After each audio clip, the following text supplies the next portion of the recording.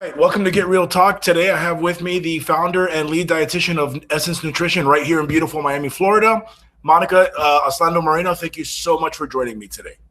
Thank you for having me. Happy Friday. Happy Friday and Shana Tova to you. Thank you. And thank you. I really appreciate you taking the time out of your day to join me here. Loads to talk about. I have been following your practice for pretty recently now, and I love everything that you talk about online. We have, I think, loads that we can really show people and hopefully educate a lot more on your practice and how they can lead a healthier lifestyle. So tell us a little bit about Essence Nutrition and what you do over there with your hive of dietitians. I love that you use the word hive, which is the verbiage I use, because as you know, the logo is a butterfly. I actually don't think that a group of them is called a hive. I think it's called like a flock or something very strange. I looked it up once. Hive sounds much better though. Yes, hive does sound good. We sound like bees, which are great. We love honey. Why not? So Essence Nutrition is the brainchild of my crazy brain. Essence meaning your truest self, your most real and raw self. And because that's how I felt that food should be addressed, because I was very fed up, unintended, with all of the meal plans and diets and detoxes that I saw in the late 2010s when I was coming of age as a young dietitian. And I was a clinical dietitian. I worked in at Jackson for a couple of years, both with pediatrics and adults. And then I started to launch this practice because I knew that there were so many people in the outpatient community who wanted help, who needed help, but kept failing and succumbing to this toxic cycle of diets. So I said, how can we harness their essence, who they are, and honor who they are and what they stand for in their life as a whole, not just with food, but through food. And that was how Essence was born. In the beginning, it was just me. But I started talking to myself in my Coral Gables office, and I thought, this cannot go on. The dog is even starting to give me funny looks. And I really missed a multidisciplinary approach. I missed the collaborative approach that I had in the hospital, because in the hospital, all the dietitians sit in usually one room and there's like 10 or even 20 of them, and they collaborate all day. They toss ideas around, they share research, they share jokes sometimes, they share food. And I really missed that. And I knew that 7 heads or 8 heads or 1 million heads are better than one. I wanted, a little more, obviously, business scale. And I wanted as much clinical care as possible for our clients, and all the unique skill sets and unique backgrounds and personalities and diversity that comes from having a team. That's awesome. And so if I understood it correctly, each dietitian has their own kind of specific field of expertise. So depending on the situation, they can kind of be tailored to there. Correct. So you bring to the table who you are. So it's not just clinical expertise, but yes, one of our dietitians is obsessed with GI, gastroenterological disorders. So she sees most of our IBS, IBD, celiac clients. One is a sports dietitian, one did bariatrics. We have a couple of pediatric dietitians, an eating disorder dietitian. So they all have their clinical interests. But more than that, I feel like it's very important when you seek nutrition care to work with someone who you want to hang out with for hours and hours and hours.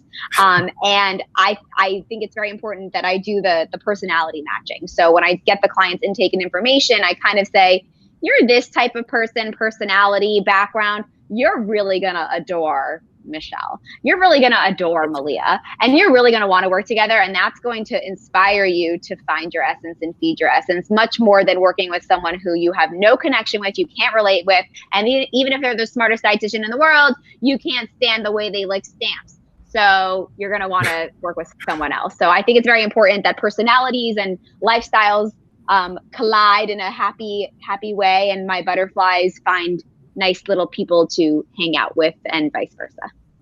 That's awesome. One thing that you mentioned in a interview you did, I think it may have been a couple of years ago, that you don't want people, you don't want your clients lasting forever on your program. You want to give them the tools and then move on, which is a staunch contrast from most kind of diets and supplements and everything else. I recently read that the CEO of Weight Watchers referenced their success rate, likened it to the lottery, that you just have to keep trying. And so that quote from you, I think, really fascinated me on just giving people the tools for them to succeed long-term rather than having to perpetually come back to this. Tell us a little bit more about that kind of big contrast between diet culture and what you guys do there. I love that you've been stalking me and watching my other verbal and written content. So flattered, not creeped out at all. Yeah, Weight Watchers, the fact that they have lifetime members, does that not rub anyone the wrong way? Like, why do you need to keep paying for health? How many meetings do you have to go to before you figure it out? You're very intelligent human adults, aren't you? So first of all, and they rebranded as WW to make it more like millennial and cool. They started a children's program, which it broke my heart and bust my brain into 1,000 million flames of rage, because Weight Watchers has no place for children. Besides that, let's focus on Essence. So yeah, our goal, our biggest package is only 6 sessions. It might be the worst business goal ever, but we want you in and then we want you out. You need to come to the Hive, learn how to dance, learn how to sing, and then you got to go take your show on the road, get out. Okay. We can't babysit you your whole life. Aside, and that's different. Obviously, some people stay longer, they stay for months. We have, eating disorders, athletes, people that, buy multiple packages and stay longer, and that's clinically appropriate for them. But most people, we say, you better graduate, because this is a language learning experience. We are going to teach you the language. You need to learn how to formulate sentences. You can't just have a script and a roster, a meal plan for the rest of your life and read off of that. If you see someone on the street and they say, hey, how are you? How was your weekend? You can't be like, hold on a second. My weekend was fine. I ate grapes. You need to, so what Essence does is, instead of a meal plan that says Monday, eat this, this, and this at 8 a.m., we say, okay, for breakfast, here are what fruits, what vegetables, what proteins, what starches, grains. What do you like to do? How did you grow up eating? What do you like? Do you like hot or cold? What time do you eat? Do you eat before or after you work out? Do you have a lot of time? What do you want to make? Or do you want to buy it? Okay, all these questions answered. Here's like 7 to 10 lists of breakfast. And then you, as an intelligent life form, can pick and choose what you want to eat tomorrow. Well, how do I know what's right for my body? You do. You're the CEO of your own body, because you're a grown adult. Or even when we see kids, we're like, you are a smart child. You can figure out what you want to choose to eat, and here are some options. So it's very offensive to me that meal plans even exist, because it's like, who are you to tell me what to eat and when and how much? Give me a menu and I will pick for myself. Thank you, independent woman. I love it. And over at getReal, our meal delivery service, that's one of the kind of, people get a little thrown off where we don't schedule out meals that way, where it's like, no, you choose when you eat these, and you can even buy, portions that you can portion out yourself. And people are like, no, but what do I eat, like, on different days and different times? It's like, it's just not a healthy approach. And we actually deter people from approaching our own meal as like, here's what you're going to eat 3 times a day, 7 days a week. It's nobody. Why did you do that? Why did you do that? And we hadn't even met before you like constructed it that way. So tell me why you did that. Ooh, now the interviewer is the interviewee. Well, for me, I was, high blood pressure, high cholesterol, kind of every kind of high risk thing you can think of, weighed 307 pounds. And I had sought to lose weight, and primarily to get rid of the cholesterol and the high blood pressure. And obviously, first place you go to is the internet, and the amount of horrible information I found on there was just, I was baffled. And so following some Instagram accounts, a few, articles later, I was like, this is actually a lot simpler than I thought it was. And I tell people all the time, yes, I lost 70 pounds, and that's probably the least impressive stat about that year, where what I developed was really better habits, better intuition about my eating, a healthier lifestyle, more, active lifestyle. And after those 70 pounds, not once did my body ever enter ketosis. I did not give up anything. The question I'd get asked most at events, like, oh, you still eat that? It's like, what did you think? I just gave up burgers? No. I have the secret, y'all. I got it. Drop your plates and forks in your wallets. I got the secret. Stop eating burgers. Never. Yeah, it's there is a better way, and that was when I started seeing your content, and then we also have a couple of mutual friends. I was like, this is absolutely the first person I want to speak to on all of these topics. And I'm glad you mentioned kids, because I have 3 little ones and always struggled to feed them. And that was also something you referenced in another either article or one of your corporate seminars about kind of the way we've been grown up to have these habits where a lot of it is hereditary from the way our parents kind of eat your full plate and do all of this stuff. How do we kind of instill some of that intuitive eating and all these other best practices in our children when all they really want to eat is snacks?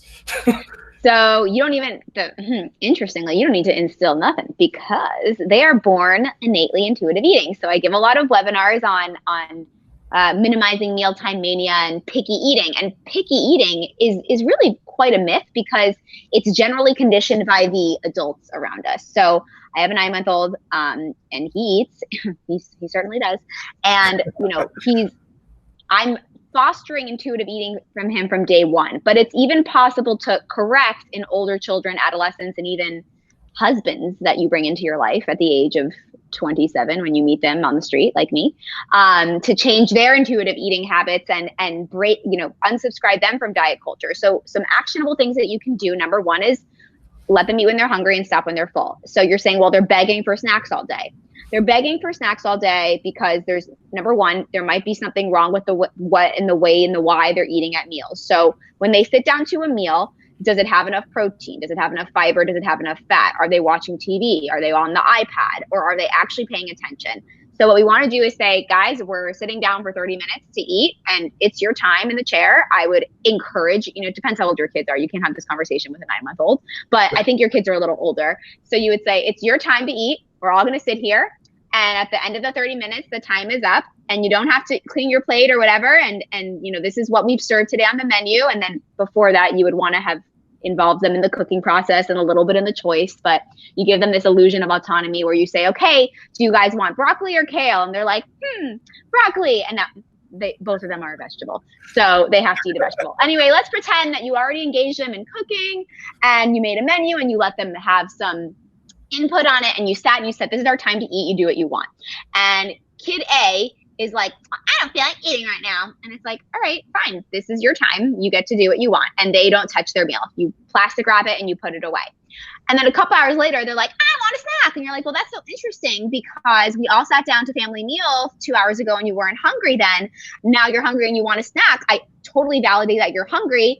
I have this delicious meal for you prepared. Would you like to eat it? No. Okay, well then I'm sorry, but there's nothing else in the kitchen that I can give you. And yeah, it kind of sucks. You're not starved. You're not going to die from lack of one meal. Eventually they'll be like, fine, I want the chicken and the broccoli. And after some conditioning of that over time, they learn when it's mealtime, it's time to eat.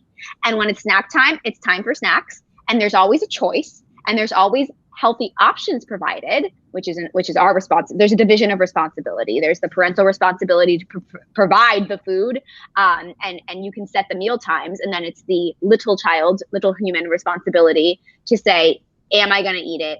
And if I do, how much of it? And over time, they learn to regulate, okay, I need to eat what's being served at this time. But it does take some input from the adult as far as what is being served. And as far as intuitive eating, how they know how much to eat, you say silent when it comes to eat this, not that, that's good for you, that's bad for you.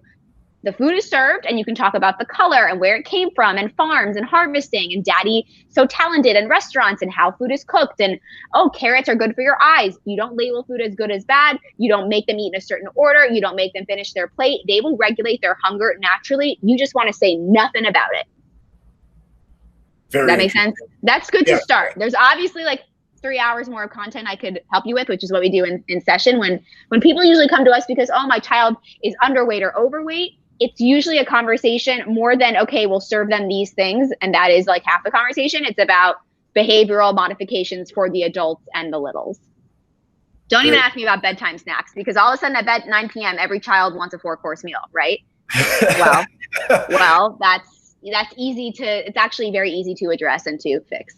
I've got to say, I'll give them that credit. They do not do that at bedtime. Just water that they're all seeking. They want to all go downstairs for water. Good. They'll have great teeth, but yeah. Perfectly good with that. I'm known as the water Nazi at home. I will just walk around replacing cups of water on people's plates. Like, hey, here, you need some water. Stay hydrated. The ultimate hydrator. Yeah, that's fine. And you can't complain if there's any peeing in the bed or, in the house or anything when they're little. I'd rather that than, dehydrated. Yes. Good. Awesome. That's great. That's great. Kids need a lot more hydration per pound of body weight than adults. Wow, I did not know that. And a lot more, obviously, like energy, protein, and calories per pound. So, like, to put it in perspective for you, this is so nerdy, but I think it's so interesting. Like a little baby needs about, like an average, like healthy, growing, fine baby needs about 100 calories per kilogram of body weight. Humans, like adult, healthy humans, could need like 25. So they need, which is why they grow so fast. It accommodates for growth. So it's very interesting. Pediatric nutrition is fascinating. Very, very fascinating indeed.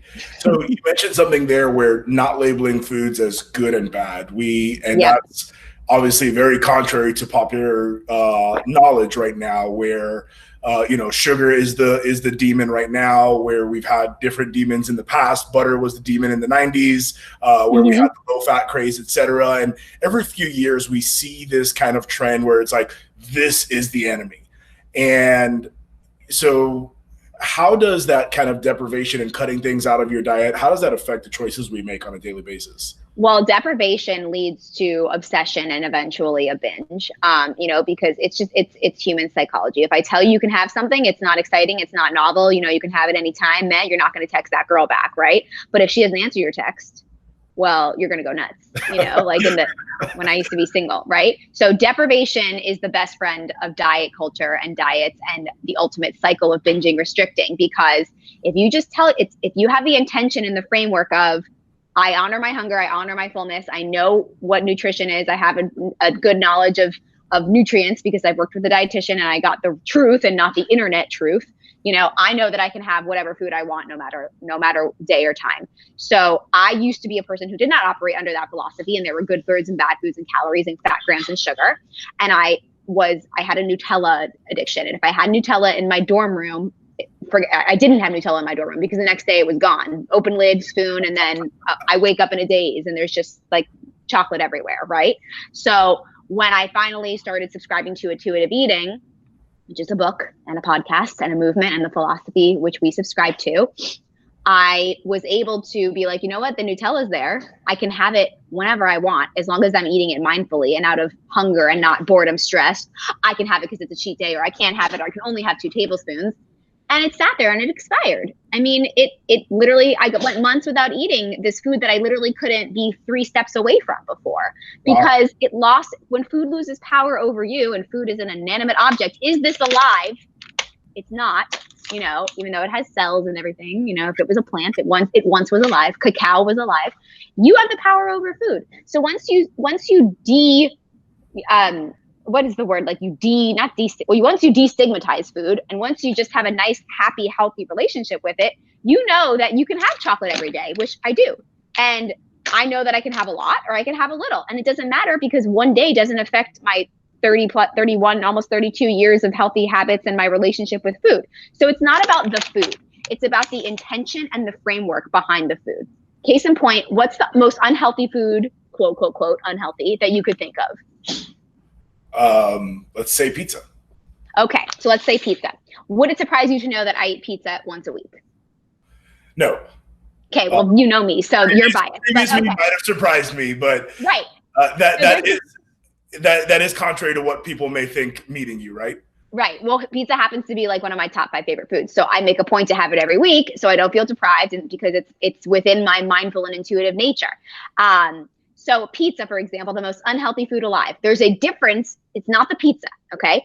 There's a difference between, you know what? I feel like having pizza today. Calling Stanzione 87, Mr. 01, whatever, a nice local place. It couldn't even be Papa John's. It really doesn't matter. And you get it and you're like, my dietitian told me that I need to have vegetables at every meal. I really love vegetables. I love mushrooms. I'm going to add mushrooms onto the pizza. I'm also going to add spinach and tomatoes because I love those too.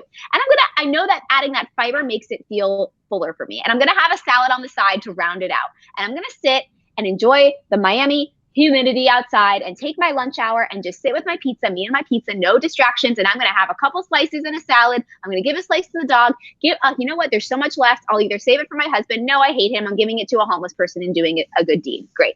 That's scenario A. That's Monica pizza style, right? Then there's the same pizza and even the same order where it's, okay, I've been keto for 6 weeks. I haven't had a carb in 6 weeks. I've been so good. I've been working out, doing double high intensity interval classes and 400 bar classes. And I haven't had a carb since the last presidential administration. But you know what? Today, Today is the day. I need some bleep pizza. Hello, pizza. Ordered it, eats the whole thing. Doesn't feel any better after. So the same pizza, different intention, different framework psychologically and physiologically. One is a lot healthier than the other.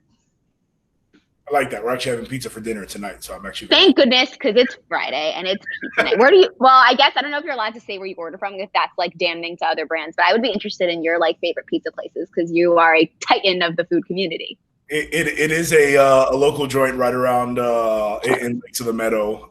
The name escapes me now. It's literally like 2 blocks. I never even think of the name. I just drive there all the time. It's local. So you're supporting the local economy and local businesses and local restaurateurs, and that is awesome. Absolutely. Occasionally we do order the chains. My kids really like the stuffed crust from Pizza Hut, but we try to do local as much as humanly possible. Awesome. Obviously, local restaurateurs will always have a special place in my heart. And if you had children who grew up and they never had Pizza Hut because, oh no, we don't eat Pizza Hut, that's bad for you. And then they went to a friend's house or college or and then they saw Pizza Hut, they would probably lose their minds and binge, right? Or they would have some kind of complex where like, oh no, I'm scared of, I don't eat that. Why are you eating that? You're going to get fat and die. Like you just don't want to create this, it's called mishigas in Yiddish, this like craziness surrounding food in any way. So people are like, oh, like, it's funny. I live in Shorecrest and there's one intersection where it's like, there's like every fast food joint like known to man in the same intersection. And I'm like, I'm so excited to take my son to all of these to try everything. And my husband's like, what? And I'm like, yeah, he has to try them. He has to try these things and say, no, I've eaten it. It's not a big deal. It wasn't that good. Like the wings at Anthony's are better, like he needs, I want him to be exposed to every single food and not have any food bias and therefore not develop any food complexes or disordered eating thoughts and patterns that then I have to tease out as a professional 30 years later. Very interesting. Definitely gave me a lot to think about with the kids. We have three girls and each one is very much their own person, and that dynamic at dinner time is always interesting. Particularly, I would love to observe. Household. Our 5-year-old, we're gonna have to change our tax filing to her as head of household. HOH. Wait, her date of birth is 2015. Yes, she is the HOH. We did not mess that number up. Oh man.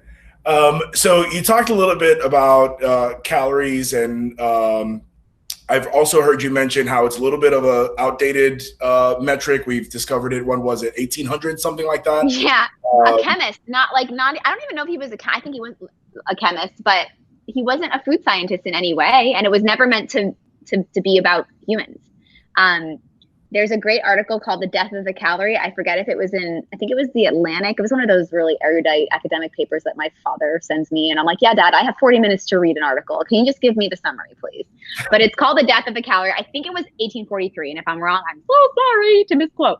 But yeah, it's the amount of energy it takes to raise at a certain amount of water, 1 degree Celsius, basically. Does that apply to your life at all? Like, are you a vat of water?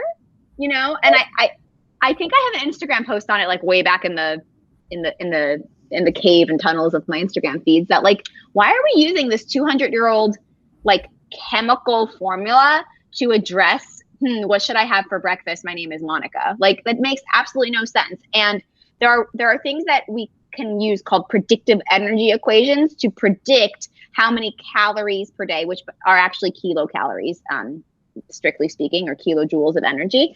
The problem is that doesn't take into account movement, lean body mass, hormones, metabolism, immunity, like heat and ambient temperature, disease states, inflammation, and just the day-to-day fluctuations in appetite and mood and sleep and things that we have. So it's basically a really floating, mysterious, useless number. And the only time it's really relevant is when we enterally feed people in the hospital and we're trying to know how many calories to give you in a feeding tube. So we don't so we keep you alive.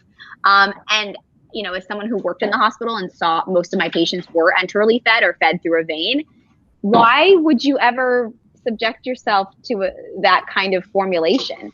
Instead of focusing on these formulas and numbers, which are misleading, wrong, and damaging because they make you psycho and obsessed with numbers, Why wouldn't you just wake up and say, what do I feel like eating today? What has protein? What has a little bit of fruit, some plants? What has some fiber? What's around? What's available? What's affordable? What do I like to eat? Okay, that's what I'm going to eat. Why do we overcomplicate it? Fascinating. And I guess similar topic of kind of outdated measurements, BMI. Yeah. That's been a topic I remember going as far back as elementary school when, we were all being measured and before gym class. And I'm so sorry to you. See, that's really I think we were one of the last generations for that. They kind of phased it out for kids later, but that would be a really fiery kind of mentality there. Oh my! Imagine like the WhatsApp conversation of the moms that would and fathers that would result from that if you did that today. Like, hey, today in PE class, my kid was measured. Dear God. So the BMI, I actually posted about this week because I do an Ask Monica Monday on Instagram where like I have people write in like, oh, like nutrition questions. It's Monday. Ask me anything. And someone wrote like, my BMI is off. And I go, hold up. Your BMI is only off if BMI stands for bring Monica ice cream and you haven't brought Monica any ice cream today, because your BMI is not off. Okay. The BMI is used now for insurance billing. That it's a coding, healthcare, politics, money reimbursement situation. Okay. It really has very little to do with health. And again, I have a million articles I can send you on this. This goes against everything I was taught, goes against everything a lot of doctors will say, goes against everything we've learned, because my BMI and your BMI say nothing about our health. My BMI doesn't tell you that I do Pilates 5 days a week, doesn't tell you that I'm nursing, it doesn't tell you that I have Crohn's disease, it doesn't tell you what I eat, how I eat, why I eat, my relationship with food, my psychological health, my sleep, my medications, my fiber intake. It tells you nothing besides how tall I happen to be and how much I happen to weigh. And if I lose weight or gain weight, that doesn't make me any healthier or not healthier as a result of that. Yeah, I think one comment I heard you say on this topic, that if we were to use that metric, every single Marlins player would be technically obese. Yeah. That's, I think they're in pretty decent shape, I would say. I mean, they throw a little tiny ball, 100 miles an hour, and they work out a lot more than I do. Like, they're fine. Let's not worry about anyone's weight besides your own. Okay. And don't even, I don't want to say don't even worry about your weight. Weight is a part of health. It is not health. Weight does not / health. You should watch this video called Poodle Science. And it kind of explains a lot of this. It's very interesting. And I love dogs, and it happens to kind of analogize with dogs, which is awesome. I'm definitely going to have to link all of these videos and articles. A little pop. Do the pop-up of Poodle Science. Yeah, we'll start a whole list of them underneath this video. References and resources and citations. So you mentioned Pilates. What other type of kind of activities do you do or kind of recommend? Is there some sort of secret sauce there when it comes to fitness in somebody's life, frequency, etc.? Did you say sauce? Man, I love sauce. Condiments. So when we address exercise with people, we actually call it movement. We don't call it exercise, because exercise is what rats do on a wheel in a lab, right? So we ask clients, well, what do you like to do? And they're like, well, it doesn't matter. Like, I need to be doing cardio, right? And I need to be running. I need to be doing HIIT. And we're like, it does not matter. You need to do the best type of movement is the movement that you're going to do joyously and consistently, because the more you do it and the more benefit it confers onto you, the better. So exercise that causes you stress is not a healthy habit. It's not a healthy behavior. So for everyone killing themselves in these boot camp classes, which some people genuinely love, and it's a high for them and it's euphoria and they love it, that's great. But if you're doing it and you hate yourself and you're in pain, that's not healthy. That's causing you stress. So personally, I have a terrible back. I have terrible scoliosis. I love Pilates because I don't have to like gear myself up to do it. It doesn't take tremendous, I don't want to say it's not strenuous, because it's really hard and it takes a lot of mental focus because there's a lot of balance and coordination. Hello, 80-pound dog right here. So that's what works for me. And my studio, shout out to Breathe in Shorecrest, has a lot of classes and a lot of virtuals right now, which I appreciate. And the reformer and the mat I like the fusion of both. what I would tell to the general public who's not really interested in what Monica does, and they used to walk a lot when it was not so hot. And I used to be a dancer growing up, which is fun for me. And my husband works for Zumba, which is also really fun. You should take a class. You should take a class, Nadal. You should take a Zumba class. I have an addiction to anything fitness. I've taken every type of class related to fitness. I've never felt more inferior than when I first Pilates. That was, I mean, anybody who makes fun of that, like, you have to take a class. It's one of the most hard things, the most intense things you'll ever do, staying still. It's absolutely insane. There's a great video of like men trying a bar class. It's hilarious. Bar is hard. Bar is painful.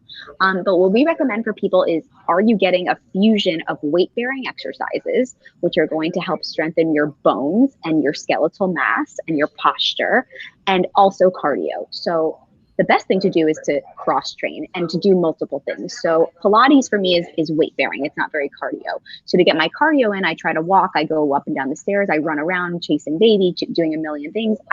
In cooler weather, I walk 3 miles a day, which is great, but I just honestly can't right now. Like I will melt like the Wicked Witch of the West. So, or Alex Mack. We're almost like there. Into a little pile. Almost there with the weather. Yeah. So for everybody it doesn't matter if you're trying to lose weight, gain weight, lose muscle, gain muscle. Everybody needs to move, and everybody needs weight-bearing exercise and cardiovascular exercise, and everybody needs mobility training and stretching, because that is something, especially all day, that we are all neglecting really badly. And like, you know, it doesn't matter if you're in amazing shape. I've seen the most wonderful athletes and, you know, the strongest people, and it's like, touch your toes. And they're like, okay, I said, touch your toes. And they're just like, I am. No, your hands are on your knees.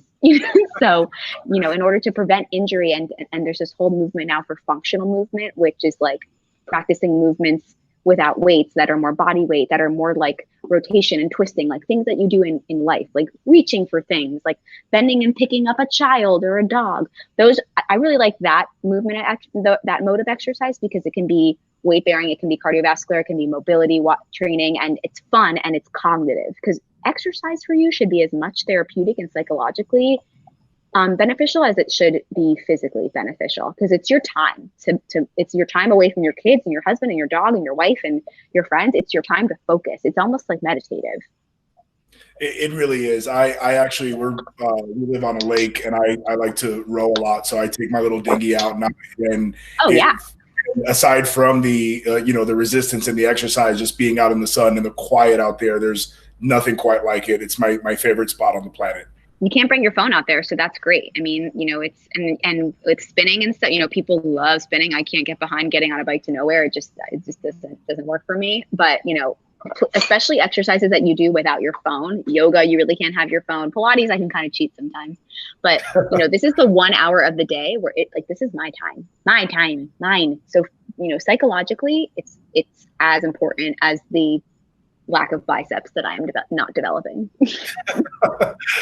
Oh man, that's definitely surprising with Pilates.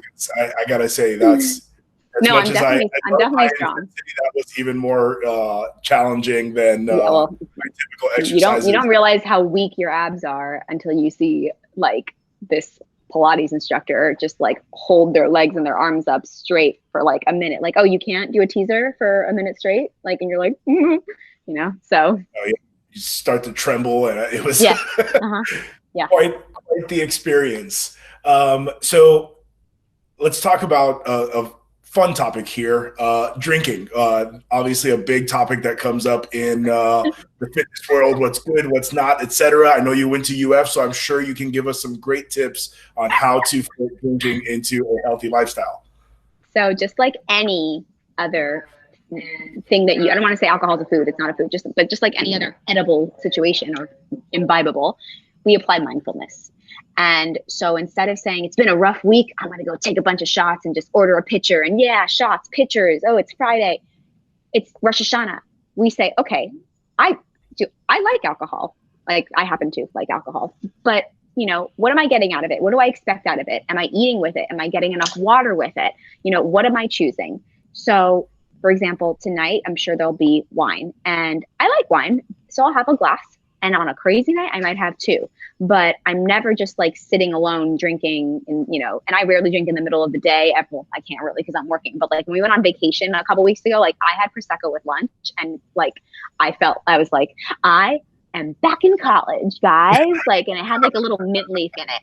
So technically the lightest drinks are like, and it's also a game of numbers, because yes, 1 Prosecco it's fine, but 7 is not ever healthy. So Prosecco, wine, even 1 beer, all of the clear spirits. And then you would want to add club soda and herbs, lime, fresh mint. I love fresh mint, like rosemary, a splash of ginger beer, which is so much better than ginger ale. Not tonic, not juice, not liqueurs, not syrups, bitters are fine. But it's game of numbers, because 1 glass of wine is great. Yay, awesome, delicious. It hit the spot, maybe a little buzz, having a great time, having water, having it with food, mindful. 7, 4, 9, 5 days a week, the math will really catch up to you. And alcohol is not a health food. Oh, it has resveratrol. Like, no, like wine is not a health food. I'm sorry. Like, it's just that argument does not fly. I have a great article reference that says the safest level of alcohol is 0. It really is. But for me, like, okay, it's like the pizza. I think I'm going to have a drink tonight. Yes, I will. I love Japanese whiskey because I went to the distillery in Japan. I'm going to take my Japanese whiskey and pour it for myself, open it up with a little club soda and ice, and enjoy it with my meal. Versus like, it's been a day, knock, knock, knock, we will leave UF in the past for the purposes of this conversation. But alcohol can if it's part of your lifestyle and it's something that you enjoy and love, I don't see a reason to completely cut it out unless it's medically indicated and your doctor and my team would make that clinical decision for you. Obviously, it's not healthy it's not appropriate for everyone. I would encourage drinking mindfully, just like having pizza mindfully or having dessert mindfully, and with intention and fully understanding the what, why, who, and how much and when you're drinking. Awesome. Thank you. So another kind of topic that I've seen you bring to light a lot recently, and I've also started following an account, Food Science Babe, I think it is. She's the best. Oh my gosh, I love her. Now it's coffee time. Yeah, I've been sipping away this whole time. I've hard to go too long without my coffee. My sister has a Breville, so I am spoiled right now with, I don't even know like if these beans were who they were harvested by, but they are out of control. That is great. So when it comes to science and food, it kind of, another topic lately is all of these, GMOs, synthetic foods, colors, dyes, etc. What are some of the kind of misconceptions there when it comes to a lot of the GMOs and science involved in our food every day? Because there are two big contrasts to this argument. One where it's like, this is how we're going to feed humanity in the future versus we should not touch any of this. And right. I feel like the real matter is going to be somewhere in the middle there. Well, I would preface this by saying I'm not a food scientist. I'm not a chemical engineer. I don't have a master's in food politics. I wish I did. And I find this topic fascinating. One of our dietitians, Michelle, gets like really passionate about it. You should follow Food Science Babe because she is a chemical engineer and worked for Big Food and all of those companies. And I stand for science and I stand for human health and I stand for correcting food insecurity and enhancing accessibility and affordability of foods in a healthy way that won't kill us all. So the way that I view the research, the literature, the science, not applying any morals or opinions onto it, is that our food supply in this country is politicized. Your plate is political. Why are my berries $7? So when but it sucks for me because I have to make a recommendation for people to eat fruit, but fruit is unaffordable. It's not fair. So plates are too political. The food conglomerate and big food, I don't want to say they're evil. That's not fair. There are a lot of big food companies that do a lot of good, a lot of philanthropy, a lot of, positive biotechnology. You can't lump them all, into one evil Knievel basket. Is organic necessarily better? No. Is it necessarily healthier? No. Is it better for the environment? A lot of times, no. Is it better for the farmers? A lot of times, no. Does our FDA and our USDA need some serious reform? Yes. Are GMOs bad for you? Not necessarily, and they're completely misunderstood.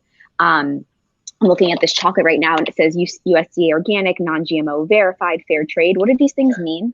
people just assume that if there's a label on it, it means it's better. It's better for you. It's marketing. I'm not saying that, or it's a very complicated answer that I honestly don't think I can summarize for you.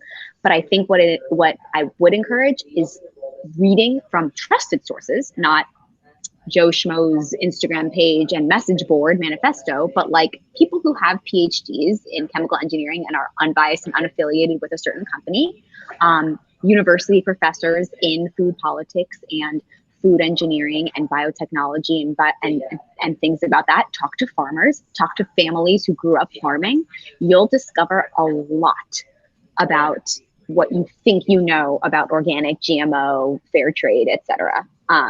Because I've kind of gone down the rabbit hole on it, and it really changed my view, because I just assumed, like I did with diet culture, organic is better, non-GMO is better, glyphosate is evil, it's causing cancer in everyone. And that's not true. That's I'm the first person to rag on people and rant and get salty and snarky, but I have to give credit where credit is due. And I tend to be, I don't want to say I'm more on the side, because it's not a polarized issue. It's what's true and what's not. It's people like to superimpose emotions onto science.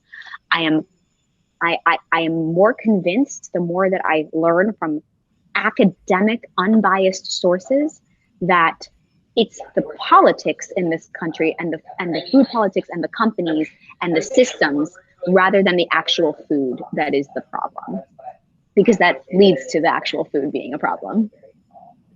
Very interesting. Definitely agree there. One of my biggest frustrations in the system, particularly when it pertains to like fast food or restaurants, where it's like, a soda, here's a giant 64-ounce soda. Oh, can I have a cup of water? Well, here's 4 ounces. Right. It's like, so man, to get up at 25. There's politics. There's at the core of it, you'll say there's capitalism behind, or you won't say, but it's capitalism, it's politics, and it's the way food is grown, harvested, monitored, sold, produced in this country versus a lot of other countries. No country is 100% innocent, because there's no utopia. But, in other countries, for example, I will give this doesn't really have to do with, well, it does have to do with health. I have appointments set up with Senator Rick Scott and Senator Marco Rubio's assistants next week to discuss the FASTER bill, because right now in this country, on a food label, they'll have the top allergens declared, like contains, let's see if this says anything, made in a peanut-free and gluten-free facility, not suitable for individuals with milk allergy, made on equipment also used to make milk chocolate. So you would be like, okay, so only people who have milk and peanut, or only people who have milk allergies are good. Sesame, which is the most rapidly growing food allergy and co-occurs very commonly with peanut and nut allergies, which are the common ones, is not required to be labeled in any way, shape, or form, or its derivatives on a label. It is in Canada and it is in the EU. So my son's allergic to sesame. So he could have an accidental poisoning from products, and there's no way for me to know if sesame or its derivatives, which could be like natural flavorings, which is in everything, are on a label. So I am taking the step to make my annoying voice heard to my representatives in the Senate to get this bill passed, because my current Florida senators are not co-sponsors of the bill. And I wish they were, because it would really help the safety of the community. Why is this even a fight? So that's an example of how a lot of our food system just doesn't make sense. And I have to think that there's someone profiting or benefiting from it, because why is this even an issue? Why don't we declare allergens, all allergens, on labels, in a very transparent, easy to understand manner? Why am I fighting this? Why am I taking time out of my day to fight with people in Tallahassee? So that's just a teeny example. And you should on your podcast interview like someone who's an expert in food policy and food science and things like that. I think it would be very interesting and correct and really clear up a lot of fallacies that the public believes about food. Yeah, it definitely seems like, and I've recently started learning about this, so it definitely looks like something we're going to have to do a deep dive on, and definitely agree on the corruption of the food system and the way everything is politicized, and particularly in our world now, where we will politicize anything. The way somebody walks is a political statement these days, and it's pretty intense, and it is sad to see some of the things in our food infrastructure and whatnot. But hopefully these conversations like the one that you'll have will start to drive change, and the more conversations people have with each other. And that's one thing that I always try to bring up as much as possible, where you'd be surprised how much we have in common when we just have conversations and we just talk about what's important, rather than the you believe and you're this. No, that's not. Yeah, that's not how we learn. I think, I'm setting up meetings with these people, and some of my friends are like, how can you even entertain a meeting with those, people of that political party? And I'm like, this isn't about a political party. It's I stand for science and human health and life and joy, with food. And when something encroaches on that, I would like to discuss it. And I want to hear the other side's view, whether it's political or a country or a food. I want to hear your view. I want to hear why you understand that. I want to understand where you come from, why you believe that. I don't seek to correct you, unless you want to be corrected and you're open about it. That's not my job. So I'm always interested in understanding the other point of view, and then I can take it home and say, well, that's weird. These are definitely some weird times, and yeah, talking to people is so important. I always, emphasize, some of my best friends, we do not agree on a single thing politically, and we talk regularly, and it doesn't go beyond that, where it's like, it doesn't have to. That's not why you're friends with them. That's not why you're friends. That's like, I'm not. Well, I don't eat this chocolate because Monsanto made that chocolate, and I don't support Monsanto. No, it's. I'm going to eat chocolate because I love chocolate and I love what it does for me, and who it reminds me of my grandma, and this brand reminds me of my grandmother and what she used to like, why don't we, I think everyone needs to understand food politics better, including myself. But then once that's said and done, you still get to eat and find joy in food regardless. Definitely. Well, Monica, thank you so much for your time. I greatly appreciate it. Tell people where they can find you on social media, website, your practice, etc. Well, from 6 feet away, you may find me at Eat Like Monica, and the rest of the dietitians, their handles are Eat Like Michelle, Malia. There's 2 Michelles. It's very confusing. Malia, Danny, Emily, Eliane. And then our website is essencenutritionmiami.com. We do virtual appointments. We have some in-office appointments sporadically. Now we're opening up. Michelle is comfortable with it, so I said, you can do it. Like I said, we see young, we see old, everybody in between, sports, big, young, eating disorders, no animals, unfortunately. Would love to get a vet nutrition certification. And for all appointments, you can email hello@essencenutritionmiami.com. Personally, I can be found in my foyer doing that Pilates most day a week, and chasing after a small child who looks nothing like me, because he looks just like my husband. It's fine. I always love your posts about his hands and legs. I am always tempted to just bite the leg.